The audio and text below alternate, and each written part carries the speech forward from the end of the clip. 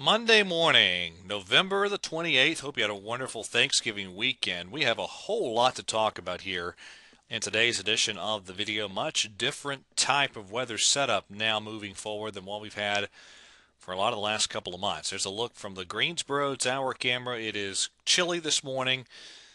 High clouds streaming in and taking more of a hold across the region. We will see a lot of cloud cover today. There's the Beach Mountain Parkway cam, courtesy of ResortCams.com.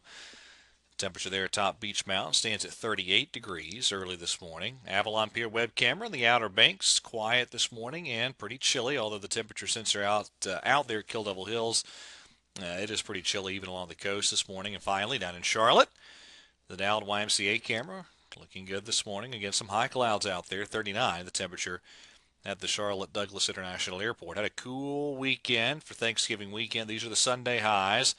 A lot of 50s on the board. Triad viewing area, 50s. Same basic idea for the Charlotte viewing area yesterday afternoon as well. But some big weather changes are underway. Let's get right into it here. We'll start off with the radar over the last couple of hours in the Carolinas. Not much going on, but a big storm system wrapping up through the Midwest and down through the Plain States. Some snow in the Dakotas. Big band of rain with a few embedded thunderstorms through parts of the Midwest and then down through the Plain States.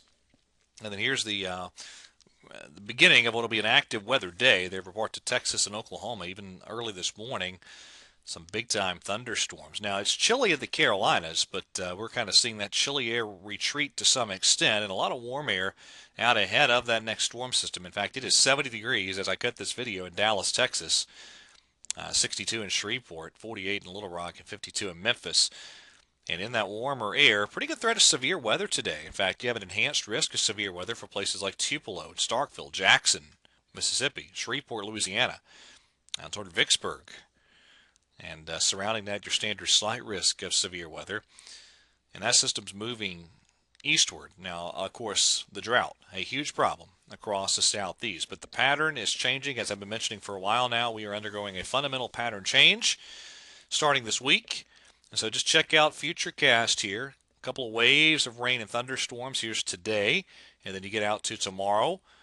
That weakening frontal boundary drops into the Carolinas, and then finally one more piece of energy rides along, and you get another wave of rain and storms Wednesday across the southeast. So just check out some of these beneficial rain amounts in these drought-stricken areas throughout the southeast. This is a much, much needed rain event in so many spots here across the southeastern part of the United States. Now let me get into the details here for the Carolinas. First of all, some high clouds thickening with time as we go through the day, and then eventually late tonight, showers become more and more of a possibility. Even this afternoon, maybe a few mountain showers, but east of the mountains, the shower chances are becoming much more likely late tonight. And it will get breezy tonight as that front approaches. Not much in the way of significant wind today, but watch this. Tonight, those winds really do begin to crank across the region out of the south, 15, 20 plus miles per hour. Temperatures held down today due to that cloud cover I mentioned. And again, then temperatures basically hold steady tonight as that front approaches. Now we start off the day with some showers around. Probably a bit of a lull in the shower activity late tomorrow and into tomorrow night. And temperatures tomorrow milder with that southerly flow continuing. And then on Wednesday we get that final wave of rain and thunderstorms through here as that low pressure lifts on through. Pretty mild, actually downright warm day in many spots Wednesday. That could fuel the threat of a few strong to severe storms Wednesday. More on that in just a second. Here's a look at the European rain totals here as we go through the next several days. And again, this is similar to what I showed you on the RPM Futurecast modeling a moment ago. Here in the Carolinas, rain totals looking like that in the European. So I can't guarantee just a huge rain event east of the mountains, but it does look like at least a pretty good soaking rain, and we will certainly take whatever we can get. Interesting forecast ahead down the road, too. Let me kind of step you through the upper level charts here. This is the European model today. There's your piece of energy driving the severe weather threat in the lower Mississippi Valley today. That piece of energy lifts up to the northeast, but here comes another one rounding the base of that trough, and that will drive finally that cold front through here on Wednesday.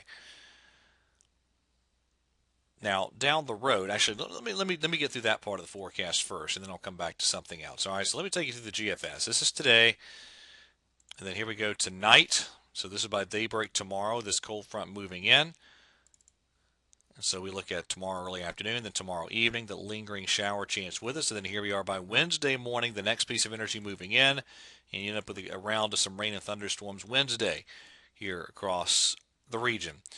Rain totals on the GFS across the southeast over the next few days look like that. Again, in the drought-stricken areas down through Alabama, North Georgia, and eastern Tennessee, this is a very needed soaking rain event. And here's what the WPC, the folks there, are indicating for rain totals. And again, this is just what the doctor ordered for so many drought-stricken areas in the southeast. Now, down the road, this is interesting. All right, here's the European model, and this is valid Monday morning.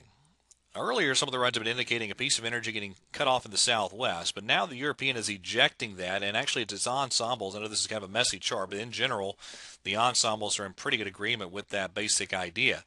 That is not the case on the GFS.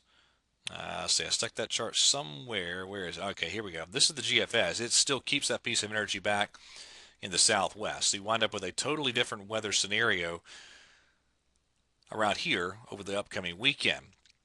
On the European model, you wind up with this type of deal. Let's see. This is Sunday morning of the upcoming weekend. That is a really chilly cold air damming situation on the European model. Healthy rain event. Low pressure primary low going up to the Great Lakes. This would probably wind up being a Miller B scenario with the secondary low cranking along the coast by Sunday night and Monday. So that's what it looks like on the European model. So on the GFS model here, let me show you what it winds up doing over the course of the weekend. We'll start off here. This is Thursday, Friday, Saturday. You see a piece of that energy trying to eject out, but it kind of just gets suppressed off to the south. There's Sunday. You end up with a cool and dry weekend on the GFS model, and then there's Monday. And the Canadian model is actually kind of in agreement with the GFS. All right, so here we go. First of all, this is Tuesday morning, Tuesday afternoon, and then here comes Wednesday's rain event. And then that next piece of energy, this is all the way out at Tuesday of next week. That's finally on the Canadian when that next piece of energy arrives. So again, on the European, you have this system moving in Sunday. It's Tuesday on the Canadian model, and it kind of suppressed off to the south for most of its life on the GFS model. So a lot of uncertainty with that system next week. But I tell you what, when you have a scenario where the European and its ensembles are in pretty good agreement, that's a tough scenario to beat in terms of the forecasting skill, the computer modeling. And so I've definitely leaned my forecast in that direction. So for the time being, I'm going with the idea of a chilly rain for a lot of the region Sunday into Sunday night. And again, we will see how that plays out, but that's the way I've leaned my forecast for the time being. All right, that is it for the latest edition of the Carolina Weather Video. Thank you so much for watching. Have a great day, and God bless.